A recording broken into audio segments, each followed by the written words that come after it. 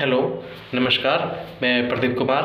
आज हम लोग डिस्कस करेंगे कि प्ले थेरेपी क्या होती है। प्ले के बारे में हम लोग आज अच्छे से समझेंगे और प्ले क्या होता है और बच्चों को हमें कैसे प्ले कराना चाहिए और प्ले कराते समय हमें किन किन बातों का ध्यान रखना चाहिए, इसके बारे में आज हम लोग डिस्कस करेंगे। तो बहुत सारी चीज़ें हैं जिसके बारे में हमें समझना चाहिए और जब बच्चों को हम प्ले करा रहे हैं तो ये ध्यान रखना चाहिए कि जो वो बच्चा प्ले कर रहा है तो उस वजह से उसके अंदर जो ग्रोथ है या जो डेवलपमेंट है वो हो रहा है कि नहीं हो रहा है।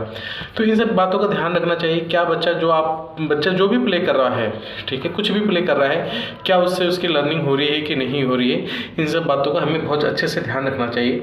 क्योंकि क्या होता है कि जब हम बच्चा प्ले कर रहा होता है तो कई प्ले ऐसे भी होते हैं जो कि अच्छे से नहीं कर रहा होता बच्चा, ना ही उसको रूल समझ रहा होता है बच्चा प्ले का, और वो क्या होता है एक आदत सी बना रहा होता है। तो हमें ये ध्यान रखना है कि क्या बच्चा जब प्ले कर रहा है तो क्या उसकी वो लर्निंग हो रही है जो हम चाहते हैं, क्या उसका वो ग्रोथ हो रहा है जो हम चाहते हैं उससे, ठीक है ना। इन सब बातों का हमें ध्यान रखना चाहिए। तो पहली बात तो हमें ये समझना पड़ेगा कि प्ले होता क्या है, प्ले को किस तरीके से लिया जाना चाहिए बच्चों के साथ, चाहे वो स्पेशल बच्चा हो चाहे वो नॉर्मल बच्चा हो, किसी भी तरह का बच्चा हो, प्ले कराते समय कुछ बातों का हमें ध्यान रखना पड़ता है। तो मैं कुछ बात कर रहा था कि जैसे हमारे पास होते हैं 6 कैटेगरी ऑफ प्ले, 6 कैटेगरी के प्ले होते हैं हमारे पास, जैसे constructive play, physical play, expressive play, competitive play, fantasy play या डिजिटल प्ले। ये सब एक प्ले है जिस तरीके से बच्चा खेलने की कोशिश करता है, ठीक है ना। और कुछ प्ले ऐसे होते हैं, कुछ सोशल प्ले होते हैं जिसके 6 स्टेज होते हैं, ठीक है। एक नॉर्मल कैटेगरी जो होती है, जो प्ले की कैटेगरी होती है, जैसे मैंने बताया कंस्ट्रक्टिव, फिजिकल, एक्सप्रेसिव, या कॉम्पिटिटिव, या फैंटेसी, या डिजिटल। और एक प्ले होता है जो सोशल प्ले कहते हैं, जिसकी भी एक स्टेजेस है, जो 6 स्टेजेस है जिसके, जैसे unoccupied play, solitary play, Onlooker play, cooperative play, associative play, parallel play, ये सब होते हैं जो सोशल प्ले है, ठीक है। तो जब बच्चा सोशल में खेल रहा होता है तो हमें ये ध्यान रखना होता है कि क्या बच्चा कौन से लेवल पे है, बच्चा किस लेवल पे है, क्या अनऑक्युपाइड प्ले कर रहा है वो, क्या सॉलिटरी प्ले पे है लेवल है उसका, या ऑनलुकर प्ले करता है, या कोऑपरेटिव प्ले है बच्चे का, एसोसिएटिव प्ले है, या पैरेलल प्ले है। तो जब भी आपका बच्चा खेल रहा हो तो ये देखिए कि ये बच्चा किस स्टेज पे है और बच्चा किस स्टेज पे जाना चाहिए। बच्चा जाना चाहिए पैरेलल प्ले तक, ठीक है ना, ये ध्यान रखना है हमें।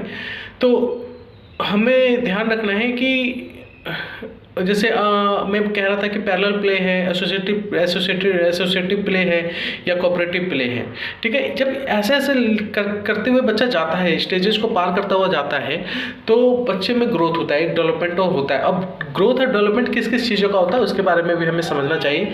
ग्रोथ जो हो रहा होता है बच्चे के अंदर, फिजिकल का ग्रोथ हो रहा होता है, इंटेलेक्चुअल ग्रोथ हो रहा होता है, इमोशनल ग्रोथ हो रहा होता है, सोशल ग्रोथ हो रहा होता है, ठीक है ना। फिजिकल बेनिफिट हो रहा होता है, उसका मसल्स इंप्रूव होंगे, उसका मोटर स्किल्स इंप्रूव होंगे, उसके सेंस इंप्रूव होंगे, ठीक है ना, उसके जो भी बैलेंस है वो इंप्रूव हो रहा होगा। इंटेलेक्चुअल भी बेनिफिट होगा आपको, जैसे लैंग्वेज उसका बेनिफिट हो रहा होगा, लैंग्वेज उसका डेवलप हो रहा होगा, या आप समझ सकते हैं कि टीचिंग कॉन्सेप्ट उसका क्लियर हो रहा होगा, जैसे नंबर है, अल्फ़ाबेट है, ये सब कॉन्सेप्ट क्लियर हो रहा होगा। इमेजिनेशन उसका अच्छा हो रहा होगा, ठीक है ना, थिंकिंग प्रोसेस उसका फास्ट हो रहा होगा।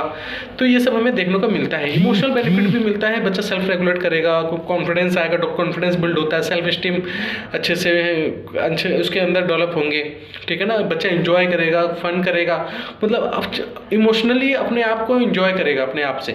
और सोशल बेनिफिट भी होते हैं, दूसरे के साथ इंकरेज शेयरिंग करेगा बच्चा, रिस्पॉन्सिबिलिटी को समझेगा, कोऑपरेशन को समझेगा, सोशल स्किल्स के जितने भी सारे पार्ट होते हैं, जितने भी सारे टाइप होते हैं, वो सारे इंप्रूव हो रहे होंगे प्ले करते समय, ठीक है। तो ये सब चीज़ों को हमें ध्यान में रखना होता है प्ले कराते समय कि बच्चे के अंदर क्या चीज़ आप इंप्रूव करना चाहते हो और बच्चा किस तरह का प्ले कर रहा है, तो क्या चीज़ बेनिफिट होने वाला है उसके अंदर, तभी बच्चे में प्ले करने का कोई फ़ायदा होता है, ठीक है।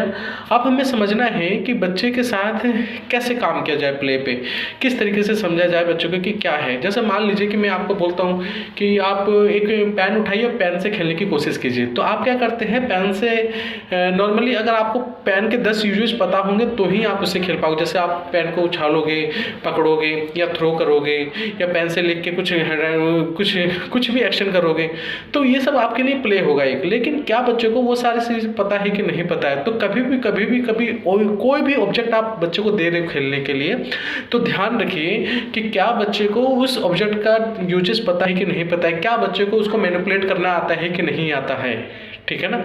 क्या बच्चा उसको एक्सप्लोर करने की कोशिश कर रहा है कि नहीं कर रहा है, अलग अलग तरीके से यूज करने की कोशिश कर रहा है कि नहीं कर रहा है, वही प्ले होता है हमारा बेसिकली।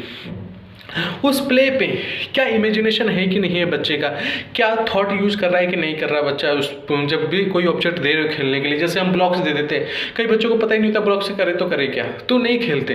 तो हमें पहले उसको थिंकिंग देनी पड़ेगी, पहले हमें उसको समझाना पड़ेगा कि हाँ देखो ये चीज़ें ऐसे ऐसे खेली जाती है, ऐसे ऐसे इन्जॉय कर सकते हो। इन्जॉय करने का मतलब क्या होता है कि बच्चा अपने आप से कुछ ट्राई करता है, बच्चा अपने आप से कुछ इमेजिन करता है जो कि उसके पास्ट में उसने देखा है या सुना है, उसी चीज़ को अप्लाई करता है प्रेजेंट में किसी ऑब्जेक्ट को लेके, उसी को हम प्ले कहने लग जाते हैं। वही चीज़ क्रिएटिविटी होती है, वही चीज़ उसका रीजनिंग हो जाता है। तो हमें ये समझना है कि जो उसको आप सामान दे रहे हो खेलने के लिए, क्या उसको पता है कि नहीं पता है, उसको रूल पता है कि नहीं पता खेलने के, उसके क्या वो थॉट यूज कर सकता है कि नहीं कर सकता उस प्ले पे। क्या कई बार क्या होता है कि हम ऐसे ऐसे गेम दे देते हैं बच्चे को, ये दिमाग से ऊपर जा रहा होता है, ठीक है ना। तो हमें ऐसा प्ले नहीं देना है बच्चों को। जो भी आप प्ले करा रहे हो उसके लेवल बाई लेवल को देखिए, लेवल देखिए उसका एक इंटेलेक्चुअल लेवल देखिए कि बच्चे का ब्रेन कितना है और वो कितना माइंड लगा सकता है किसी भी एक्टिविटी को खेलते समय, ठीक है ना। तो जैसे हम कहते हैं कि एक्सप्लोरेटरी प्ले करा सकते हैं, आप मैनिपुलेटिव प्ले करा सकते हैं, इमेजिनेशन या सिम्बॉलिक प्ले करा सकते हैं बच्चों को।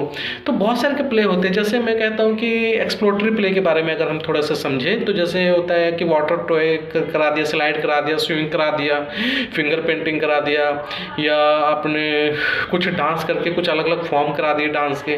मैनिपुलेटिव प्ले हो सकता है जैसे बीन्स करा दिया, या कुछ सर्चिंग करने के लिए करा दिया, या किसी चीज़ को मोल्ड करने के लिए बोल दिया कि किसी चीज़ को मोल्ड करो, अलग अलग तरह के डिजाइन बनाओ। इमेजिनेटिव प्ले हो सकते हैं जैसे कि टेलीफोन से किसी से बात करो, या डॉल को खेलने के डॉल से खेलो, या स्टफ एनिमल से खेलो, एनिमल कैसे करता है वैसे रिएक्ट करवाओ। तो इस तरीके से हमें समझना पड़ेगा कि बच्चों को हम क्या दे रहे हैं और बच्चा किस तरीके से यूज कर सकता है उसे, ठीक है। कई बार ऐसा प्ले करता है बच्चा कि हमें लगता है कि नहीं ये तो ठीक नहीं है, लेकिन हमें ये समझना है कि बच्चे का वो माइंड में बैठा पड़ा है, शायद वो इसलिए ही खेल रहा है। तो बच्चे के सामने वही खेल खेलने के लिए दो, या वही चीज़ें दिखाओ, वही चीज़ें सुनाओ जो आप बच्चे से चाहते हो, ठीक है ना। कई बार बच्चा खेलते खेलते गाली दे देता है, तो गाली क्यों देता है, क्योंकि कहीं ना कहीं उसने सुना है, कहीं से अपने एनवायरनमेंट से सीखा है, या घर में सीखा है, कहीं भी सीखा है, लेकिन वो कहीं ना कहीं से सीखा होता है। तो हमें ध्यान रखना है कि बच्चे को जब हम प्ले करवा रहे हैं तो किस किस बच्चों के साथ, कैसे हम बच्चों के साथ इंगेज करवा रहे हैं और कैसे हम लोग बच्चों को सिखाने की कोशिश कर रहे हैं, इन सब के बारे में समझना चाहिए। तभी बच्चे के अंदर एक लर्निंग डेवलप होता है, और लर्निंग बहुत अच्छी डेवलप होता है जब कोई भी काम कीजिए बच्चों के साथ बेसिकली काम कीजिए तो प्ले के साथ ही काम कीजिए। अदरवाइज अगर आप प्ले के साथ काम नहीं करेंगे तो क्या होता है, हम बच्चे से काम करवा रहे होते हैं जो कि हमें नहीं चाहिए। हम बच्चे से कुछ काम नहीं करवाना, हमें बच्चों को गेम सिखाना है, हमें बच्चों को सिखाना है कि आप प्ले करते समय उसका सेल्फ डेवलपमेंट कैसे हो सकता है, ठीक है ना। तो इन सब चीज़ों को हमें समझना चाहिए, इन सब चीज़ों के बारे में हमें सोचना चाहिए। अदरवाइज क्या होता है कि बच्चा उस तरीके से इंप्रूव नहीं करता जिस तरीके से हम सोच रहे होते हैं। तो थैंक यू सो मच मुझे सुनने के लिए, धन्यवाद।